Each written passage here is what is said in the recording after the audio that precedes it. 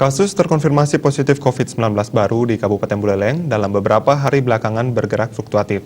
Data yang dirilis Minggu 4 Oktober menunjukkan angka penambahan kasus sebanyak 8 orang dan pasien sembuh sebanyak 11 orang.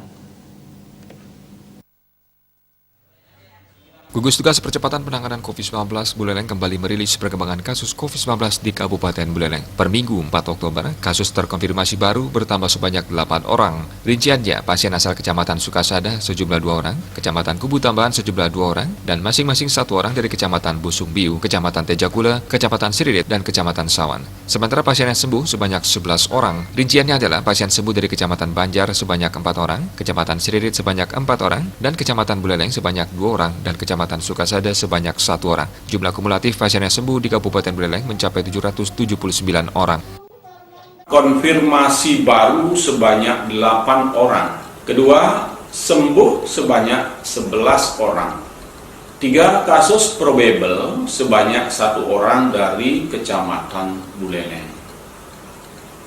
Keempat, kasus konfirmasi dalam perawatan sebanyak 54 orang. Hingga saat ini, Gugus Tugas Percepatan Penanganan COVID-19 Buleleng masih merawat 54 pasien di sejumlah rumah sakit di Buleleng. Komang Yuda, Bali TV.